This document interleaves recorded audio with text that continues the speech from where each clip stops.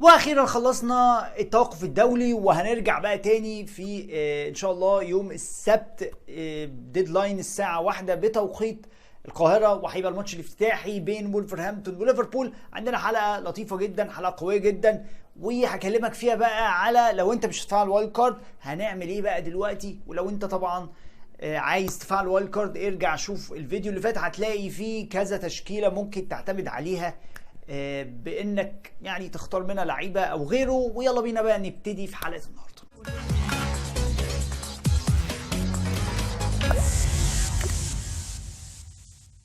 ورجعنا لكم تاني يا شباب وحلقه جديده، ويلا فانتسي وتوقعات الجوله الخامسه من فانتسي البريمير ليج. قبل اي حاجه وقبل كل حاجه ما تنساناش طبعا باللايك والسبسكرايب وتعمل جوين الليج بتاعنا. هتلاقي الكود ظاهر قدامك دلوقتي على الشاشه، اعمل جوين والعب مع يلا فانتسي. بص، احنا عندنا النهارده حلقه لطيفه، حلقه هنتكلم فيها عن شويه نقط، شويه تفاصيل. اولهم طبعا هنتكلم فيها عن الاسيتس بتاع تشيلسي ولعيبه برايتون البيون، وعموما طبعا هنختار مين والكابتنه. وفي اخر الحلقه خالص هكلمك على فرقتي اللي انا هدخل بيها الجوله الجايه ان شاء الله، والتبديل اللي انا عملته. خلينا نتكلم بقى على الجوله الجايه. بص، الجوله الجايه هيبقى الماتش الجامد قوي فيها هو ماتش مانشستر يونايتد وبرايتون البيون، والفرقتين دفاعيا مش احسن شيء. الماتش انا متوقع ان هو هيكون مفتوح. مثلا هتلاقي على الاقل الفريق اللي هيكسب بهدفين. ممكن الماتش يكون 3-2 2-2 يعني 2-1. الماتش هيبقى اهداف من الطرفين. مش متوقع قوي كلين شيت بصراحه، ولكن في ناس مثلا بتتكلم على ان لا انت تبتدي خلاص تبيع الاسيتس الهجوميه من فرقه برايتون البيون. انا مش شايف ان ده يعني احسن حل عندك. اوكي، عايز تتخلص من الاسيتس الدفاعيه زي ستوبيان، ماشي، ما فيش مشكله. انما ميتوما، سيب ميتوما، سيب مثلا لو انت عندك سولي مارتش، كل الناس دي لا سيبهم، ماشي. مش هتلاقي منهم ممكن انفجارات زي ما كنا بنشوف في الجولات اللي فاتت، اللي هو بقى ال10 نقط وال12 والحاجات دي، بس هتلاقيهم الناس حاضره. وخلي بالك برايتون البيون هو اقوى هجوم في الدوري لحد دلوقتي. هو اقوى هجوم مش مانشستر سيتي، ومن اكتر الفرق اللي بتشوط على الجول، ومن اكتر الفرق اللي عندها بيك تشانسز. ولكن دفاعيا طبعا الفريق ضايع بدون اي كلين شيت لحد دلوقتي في الدوري. بالنسبه لمانشستر يونايتد، الماتش الجاي غالبا هنشوف فيه هويلاند. طبعا سانشو وانتوني هيكونوا بره حسابات تنهج تماما. ممكن نشوف برونو فرنانديز يعني بيلعب على الوينج اكتر من ان هو في القلب. كل دي حاجات تكهنات، بس مفيش حاجه اكيده. هو ممكن على فكره يلعب بجراناتشو وراشفورد وبرونو عادي. في ناس متوقعه ان هو ممكن يلعب برونو على الوينج، بس يعني انا مش متوقع قوي الكلام ده. بس هنشوف بقى، عندنا الكثير والكثير نشوفه، وعايزين نشوف هويلاند ده هيبقى عامل ازاي. الناس اللي رايحه تقول طب ما نجيب هويلاند، لا استنى يا عم، انت ما شفتش هويلاند عامل ازاي. ممكن يكون لسه ما تأقلمش، يمكن ستايل اللعب بتاع الفريق ما ظبطش معاه. فبلاش تروح تجيب هويلاند دلوقتي. هو من اللعيبه اللي هتكون على الرادارات. هيكون برضو ريجوليون على الرادارات لو بدأ ان هو باك شمال، لان هو ب4-4 ماتشات مانشستر يونايتد يعني بروميسنج شويه لكلين شيتس، ولكن مفيش حاجه دلوقتي بتتضمن مع مانشستر يونايتد. نتكلم برضو عن الاسيتس بتاعت فريق تشيلسي. انا شايف ناس كتير قوي جايبه 3 من فريق تشيلسي، وده انا شايفه كتير جدا على فورمه الفريق حاليا. خد بالك تشيلسي اي نعم ماتشاته بروميسنج، بس فورمه الفريق مش احسن حاجه. طيب، شايف ناس كتير قوي عندها جاكسون وستيرلينج وتشيلويل، تكتفي باتنين بس، يعني مثلا تشيلويل وستيرلينج او تشيلويل وجاكسون. ولو ان انا بفضل انك انت تروح ناحيه جاكسون، اللي حاسس ان هو هيبقى عنده طبعا اداء بروميسنج الفتره الجايه، وخصوصا ان هو ضيع فرص كتير. طيب لو انا مثلا خلاص انا عايز اطير جاكسون، يا عم اديله الجوله الجايه. وانا شخصيا برضو من الناس دي، يعني انا هديله فرصه الجوله الجايه. نشوف اخرها بقى. لو الراجل يعني بدأت الدنيا تمشي معاه خلاص نسيبه، لو مفيش خلاص في اوبشنز ارخص واحسن وبتجيب بوينتس اكتر منه بكتير، وهنستعرض جزء من اللعيبه دي طبعا في حلقه النهارده. بالنسبه بقى لاختيارات الجوله، بص الجوله الجايه هتلاقي مثلا ماتشات فرق كتير قوي هتبتدي تتحسن. يعني احنا بنتكلم على فريق زي توتنهام، فريق زي برضو مانشستر يونايتد، فريق زي ارسنال، فريق برضو مثلا زي استون فيلا. كل الفرق دي داخله على جداول حلوه. يعني انت افتح كده الاف دي ار بتاع الفانتسي البريمير ليج هتلاقي اخضر اخضر اخضر عند الفرق دي كلها. طيب عندك في حراسه المرمى انا برشح لك إيدرسون اوبشن جيد جدا، وعندك نيك بوب.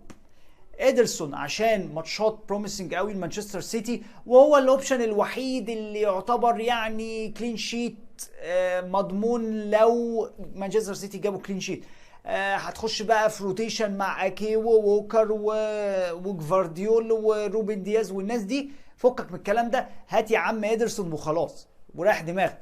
وعندك برضو بوب زي ما اتكلمنا، ماتشات كويسه لفرقه نيوكاسل، ولكن انا يعني مش هرشح لك بوب قوي لو انت تقدر تجيب مدافع. يعني في مدافعين من نيوكاسل ارخص ب 0.5 وارخص ب 1 مليون.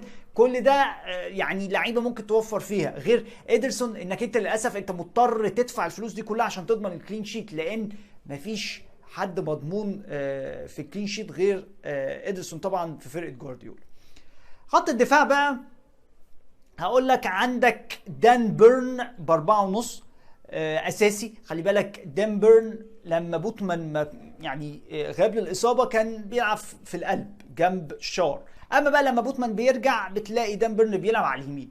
فانت في كل الحالات دان بيرن ب4.5 لو انت عايز البرايس رينج ده للعيبه وكمان سعر كويس وماتشات كويسه، وهنراهن بقى على كلين شيت اللي كنا بنشوفه من فرقه نيوكاسل السنه اللي فاتت، ممكن تروح لدان بيرن. لو انت بقى معاك فلوس تحط فلوس بقى وتدفع وتبعزق، تريبير طبعا تريبير اللي هتلاقي منه ان شاء الله اتاكينج ريتيرنز سعره ب6.5، طبعا سعر جامد جدا. بس لو تفتكر الفورمه الاستثنائيه اللي قدمها تريبير السنه اللي فاتت، ده ممكن يفكرك انك انت تدفع ال6.5 وما يهمكش. هنشوفه طبعا، بس ممكن تجري على لاعب زي تريبير وتشتريه، هيكون ديفرنشال كبير معاك وهيفرق معاك بشكل كبير حتى لو جاب كلين شيت. بس في الاخر انا شايف ان الناس او اللعيبه في الفانتسي مش رايحه الاوبشنز الدفاعيه قوي من فرقه نيوكاسل. طيب عندك برضو اوبشن كمان زي ماتي كاش، هجومي انفجاري، دايما بتلاقيه بيسجل. فريق استون فيلا عنده ماتشات كويسه، هتلاقي كلين شيتس منه، هتلاقي اهداف او حتى اسيستات. طيب اوبشن كمان ممكن تفكر فيه بيدرو بورو. طبعا ناس كتير قوي راحت جابت اودوجي وما بقاش ديفرنشال خلاص، انما الناحيه الثانيه الباك اليمين بيدرو بورو راجل برضو حاضر باسيستات واتاكينج ريتيرنز، ممكن تجيبه عندك في الفريق. هو اكثر خطوره عموما من اودوجي يعني، بس طبعا اغلى شويه. اوبشنز بقى خط النص، وهي يعني اوبشنز كتيره وبروميسنج برضو، في منهم الميرون. لو انت خايف انك انت تجيب اسيت هجومي من فرقه نيوكاسل يعني في خط الهجوم وخايف من روتيشن، الميرون اوبشن حلو وهيكون ديفرنشال كبير جدا جدا جدا معاك. عندك سون وماديسون، لو انت ما جبتش اي حد من دول على الاقل لازم تدخل الجوله بحد فيهم، لان توتنهام ماتشهم حلو بروميسنج قوي ان هم يجيبوا. وكمان خلي بالك سون دلوقتي بقى سترايكر، يعني حاليا ريتشارلسون انا شايف ان هو يعني هيشرف الدكه فتره كده مش قليله، وسون هيبقى الاعتماد عليه كسترايكر زي ما شفنا الجوله اللي فاتت، والراجل طبعا انفجر وجاب هاتريك. فسون وماديسون اوبشنز لازم تكون معاك. عندك برضو راشفورد، شايفه اوبشن حلو، وخصوصا ان هو هيبقى بقى خلاص في مركز الوينجر، وده المركز اللي بيأدي فيه راشفورد، وشفناه جاب جول حلو قوي ضد ارسنال الماتش اللي فات. ومع رجوع هويلاند غالبا راشفورد خلاص هيبقى على الجبهه المفضله له وهي جبهه الشمال، وهيلعب بقى على المساحات اللي في ظهر لعيبه برايتون البيون، وده اللي هنشوفه الماتش الجاي. برضو لاعب سايبينه ناس كتير وهو ديابي. خلي بالك ديابي ب6 و6 لاعب ديفرنشال، مش هتلاقيه عند ناس كتير قوي. برضو راجل بيقدم فورمه ممتازه مع فريقه وبسعر حلو، وهيفرق معاك بشكل كبير. اوبشن كمان برضو لو انت بتدور على اللعيبه اللي هي مش منتشره قوي، عندك يا عم ايزي. خلي بالك ب تقريبا تقريبا 6 و8 تقريبا، حاجه زي كده. برضو اوبشن ديفرنشال حلو، وايزي من اكتر اللعيبه خلي بالك اللي بتشوط على المرمى، بس هو مش بيوفق قوي. يعني احنا شفنا الراجل جاب جول الجوله اللي فاتت، جاب 8 نقط للناس اللي كان معاها ماتشات بروميسنج برضو جدا جدا جدا لكريستال بالاس، وهيبقى معاك وهيبقى ديفرنشال حلو جدا، وتقدر تجيبه على المده الطويله، تجيبه مثلا 4-5 ماتشات وتسيبه عندك في الفريق، مش هيخسرك ان شاء الله. بالنسبه بقى للخيارات الهجوميه، الفاريز بيحط اسمه طبعا رقم 1. عندك جاكسون اللي هنديله فرصه اخيره الاسبوع الجاي، طبعا عشان سعره ده نازل قصاده ناس مثلا زي داروين نونيز، نازل قصاده الفاريز. فجاكسون لو ما ظبطش الجوله الجايه يبقى يعني بالسلامه بقى. اوبشن ديفرنشال بقى وبره الصندوق خالص، هيكون يعني انا هروح مع ايزاك اللي هو الاساسي بتاع فرقه نيوكاسل، يعني عشان انت بتتكلم ان ايزاك وويلسون الاثنين روتيشن ريسك. يعني مثلا بتلاقي في الدقيقه 60 او 65 بتلاقي ويلسون بينزل، ولكن خلاص انا هروح مع الاوبشن الاساسي اللي بيعتمد عليه ايدي هاو لحد ما يظهر العكس، وهو ايزاك. اوبشن ممكن تعتمد عليه، هيكون مميز معاك لان لسه الناس خايفه شويه تجيب حد من نيوكاسل. لو انت جبت وتحملت ريسك وظبط معاك هيفرق معاك بشكل كبير، خصوصا ان الماتشات الجايه لنيوكاسل ماتشات جيده جدا وحلوه جدا. عندك برضو اوبشن زي ايوني يا جماعه ب6 و6، عنده ماتش حلو قوي ضد لوتون تاون. اي نعم ماتشات نوتنغهام فورست الفتره الجايه مش هتبقى افضل حاجه، يعني انت لو مسكت التايم فريم بتاع ال5 أو 6 جولات الجايين هتلاقي مثلا نوتنغهام فورست واحد من اسوأ 3 فرق عندها ماتشات، ولكن الماتش الجاي ضد لوتون تاون، ولوتون تاون فريق مهزأ بشكل كبير، فممكن تجيب عيوني للجوله الجايه وتسيبه عندك. الراجل يعني خلينا نقول كونسيستنت بشكل كبير، مش انفجاري، مش هتلاقي منه مثلا 12 نقطة و13 نقطة والحاجات دي، هتلاقي ان هو مثلا بيسجل لك هدف ولا حاجة، بيعمل اسيست كل ماتش وماشي الحال يعني. بس ممكن في الماتش الجاي نشوف ان الراجل ده بينفجر. بالنسبة بقى لخيارات الكابتنة، هالاند هيكون طبعا اوبشن رقم 1 معاك، ده بدون اي نقاش. وناس كتير هتروحوا، رغم ان انا قلقان شويه من ماتشهم ضد ويست هام، وخصوصا ماتش هيكون في لندن، ولكن هالاند على طول يعني ما بيفرقش معاه الحاجات دي.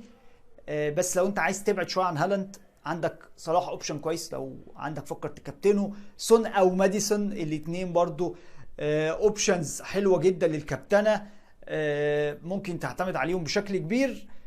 بس انا شايف ان ممكن الجوله دي يعني نطلع بره الصندوق بتاع هالاند شويه، خصوصا ان هو انفجر الجوله اللي فاتت، فما اتوقعش ان هو هينفجر في يعني ماتشين ورا بعض، رغم ان هو رعب بصراحه. بس لو انت مش من محبين الريسكات قوي وعايز يعني تبقى في يعني متداري كده ومتدفي، خلاص روح لهالاند يا عم، خصوصا لو ترتيبك متقدم شويه.